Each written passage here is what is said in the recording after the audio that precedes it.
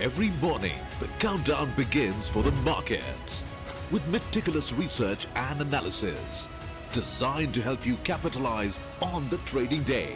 Beaming live from the CNBC TV 18 Motilal Oswal studio.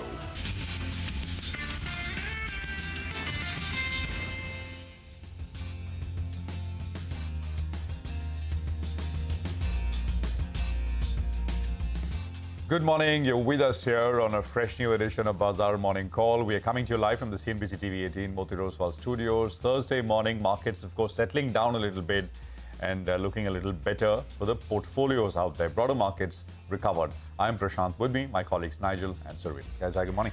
Hi, morning, folks. Morning. So they say this too shall pass, and I wonder if it has finally passed, which is this whole brutal sell-off and correction. Yeah. Because yesterday was the first hint of buyers going back into the market, in the broader market. Well, indeed. And today, if you're short on action, you have the weekly expiry as well that will play out. So that will add to the fizz. Let's see how it goes. But we're going to start off lower. Let's see whether or not that dip gets bought into. Absolutely. And, we'll just sort of take it from the top as we always do, just run you through a couple of things. It was actually largely flat, so there's not very much new to learn from what global market action we saw last night. Both S&P and Nasdaq, by the way, ended at new all-time highs. The S&P was up about 0.25%. But as I said, this is just chugging along, nothing dramatic. Actually, most sectors were higher and some stocks did well, but nothing extraordinary or new signals in that sense for the market outside of the US. The 10-year was down 2 basis points, 4.53. Dollar index about 0.13 higher, still about 107 actually past 107. We crossed 107 yesterday. Oil prices about a third higher, $76 a barrel. There were the Fed minutes, of course, which came out. They've reinforced the cautious stance, signaling that they're in no hurry to cut rates. And of course, the other bit which we've spoken about for the last 10 days now is Russia-Ukraine. The headlines remain top of mind and they continue. By the way, Trump posted on Truth Social, and we'll put that entire thing out in just a bit. He took a hard line with Ukraine. He's taken a hard line, but this was black and white and out there. And took a hard line with not just Ukraine, but what I mean is the Ukrainian government, Zelensky-led government. They're, of course, calling for elections. They're saying he's a dictator. And under Zelensky, there's little chance of peace. He wants the gravy train running, etc., etc. So it kind of now seems like, it's like a face-off. There's US and Russia incredibly on one side, and then there is Ukraine and Europe on the other side. We'll see how this one goes. But European bond markets took note. So you had the German, Spanish, French, Italian 10-year yields, which shot up meaningfully, 6.5 to 9.5 basis points. The bonds weakened. That's it. I think this is going to be the big next global news flow. Some sort of a ceasefire, if it were to come through. We're expecting something to come. Let's see if it's going to be now or we'll have to wait longer. Now, just to circle back in time, the levels. Yesterday, of course, there was a bit of a recovery, but we failed to hold. So the 40-hourly exponential average is where the market found resistance. We crossed it intraday, and then we kind of sort of sold off and ended absolutely flat. Actually, almost unchanged from the day before yesterday's close. Now, you could look at the 40-hourly or you could look at yesterday's high, which is above the 40-hourly, and that's the resistance. 23,050 is the high that we saw yesterday, and that becomes the immediate sort of resistance. Support, of course, remains at 22,725. It's about 200 points away from where we left off yesterday. Bank Nifty is meaningfully outperforming the Nifty, and I think there's actually for both the Nifty and the Nifty Bank, but the Nifty Bank may be faster. Both seem to be in a bit of a bottoming out process. Is there one leg left down to that 22,725 levels, and then the market starts to base out and build on? We don't know. Tough to say. Impossible to say. But just generally, price action does suggest that this is a little bit of bottoming out action that we're seeing. So the Nifty Bank, by the way, closed above the 20-day moving average yesterday, and the resistance now is at 49,800. That's the 40-day exponential moving average. The 20-day we crossed yesterday, and now it comes to the 40 exponential. That's a daily average. And on the way down, yesterday's low, which stands at 48,804, becomes a bit of a level which one should be able to defend. So let's see if that comes into picture. GIFT Nifty will indicate how the start is likely to be, and we're indicating about an 80-odd point lower start this morning. Should be. Absolutely. I mean, the Asian region is actually pretty red. Deep cuts across many of the Asian markets. And it seems that a lot of these tariff worries are now finally hitting home. Not that there was anything new or unknown that Mr. Trump said overnight, but it seems that his reiteration that there will be 25% tariff on auto, on semiconductors and pharma, a lot of this is finally kind of working through the system. And many of the markets, like in China, they've anyway had a good rally. So this perhaps becomes a bit of an excuse for booking profits. But it's not just that. There's a couple of fresh developments out of Asia worth noting. First is the PBOC's monthly moves on their 1-year and 5-year loan prime rate. Now, they've not cut the rate. They've left it at 3.1% for the 1-year LPR and 3.6% for the 5-year LPR, saying we're watching things carefully. And anyway, the PBOC governor was speaking earlier in the week where he said that the yuan needs to be stable, and the yuan actually has not depreciated as a lot of the other currencies, given all the tariff issues that surround the world and the overall strength in the US dollar. What, however, is also interesting to note is what's happening with Japanese bonds and the Japanese currency. The dollar index is stable at around 107, but the yen's strength is something really worth noting this morning. Look at that. I mean, it's almost 0.6% higher versus the dollar.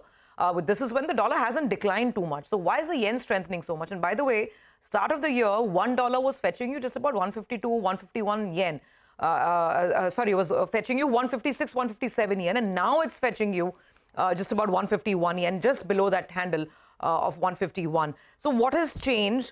Number one, there was some commentary from a BOJ member, and this member, Takata, said that the Bank of Japan should actually hike interest rates. Why? Because number one, there is inflation. We know that inflation has been accelerating in Japan. And number two, that there should be not too much of unnecessary risk that markets start taking. So therefore, rate hike is warranted. The 10-year Japanese bond is at a 15-year high. The level is only 1.43%, but it's a lot for Japan, and that's why 15-year high. So it's interesting moves in both the Japanese bonds and currencies, and now we are seeing yields as well as the yen move higher. For us, of course, the Nifty has been trying to stabilize in this zone of 22,800 to 22,900. Have we made the bottom or not? I think the next couple of days will sort of give us the final clue on that. But the good news is that the buyers returned to the mid-cap market yesterday, and the PSU space got a fair share of buying. But it was not just PSUs. It was a lot of consumer stocks, Swiggy, etc. Many, many other names were looking good. Can we see more of that? And that will build a lot of confidence. The fund flow picture is not building confidence because, again, yesterday we were discussing, X of Bharti, what happened or what didn't happen. We're back to the same situation, 1,900 crores of selling from FIIs and about 1,900 crores of buying from DIIs. So more or less net neutral, marginally positive. A couple of important points on the macro front. The RBI bulletin came out for the month of February. What is the Reserve Bank saying? It's saying that high-frequency indicators are suggesting that there will be a sequential pickup in economic momentum in the second half, something that the market is also penciling in. And the RBI is saying the domestic momentum is likely to sustain going forward. The strong output in the agri sector should give a further boost to the rural economy, and it's saying that urban recovery is likely as well because inflation is coming down and there's a budget boost that's come through. So the RBI is sounding a little optimistic. Speaking of the RBI, just watch out. We'll have a whole new set of data points to track going forward, which is good, which will include actually labor market data here in India as well. So Kospi has said that the periodic labor force survey data will be released every month starting May. This will be, the April data is going to be released on the 15th of May. That's the first time we'll get that labor data. And we'll also start getting the private CapEx survey release on the 30th of April. So new set of data points to map what's happening in the economy, which is good. And there's a change for IIP as well. IIP used to come with a 2-month lag. Now it'll come 1 month with a 1-month lag.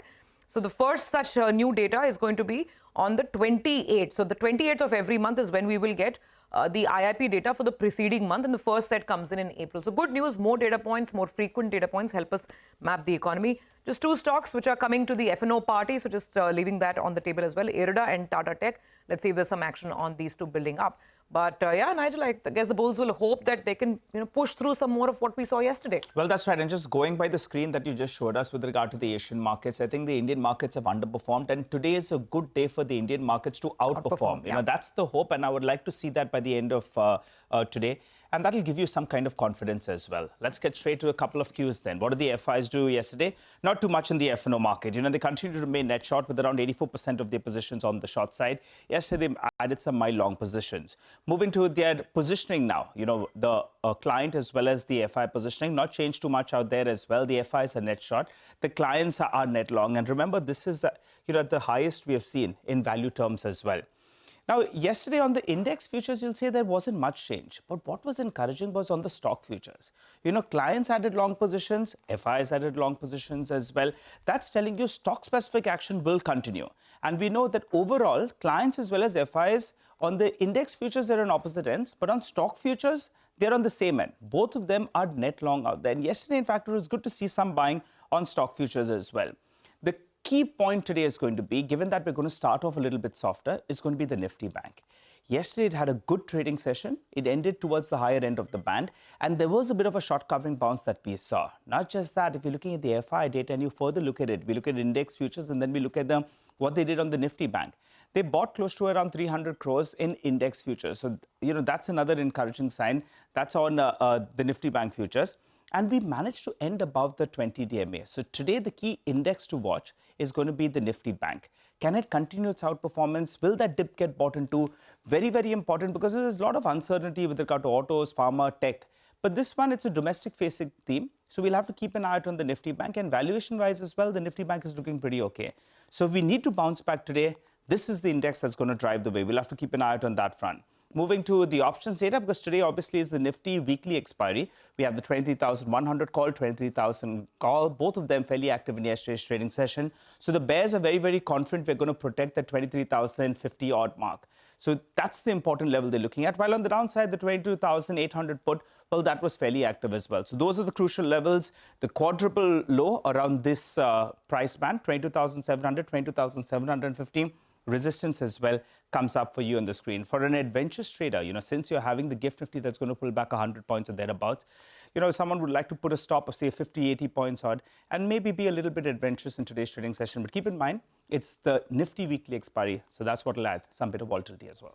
Okay, all right. Absolutely. We'll keep that in mind. Lots of action lined up, given that it's Thursday. Let's move on with the equity call of the morning. Asan Mukherjee of Nomura projects December 2025 Nifty in the range of 21,800 to 25,700. That's a wide range, implying a 5% downside to plus 12% returns from current levels.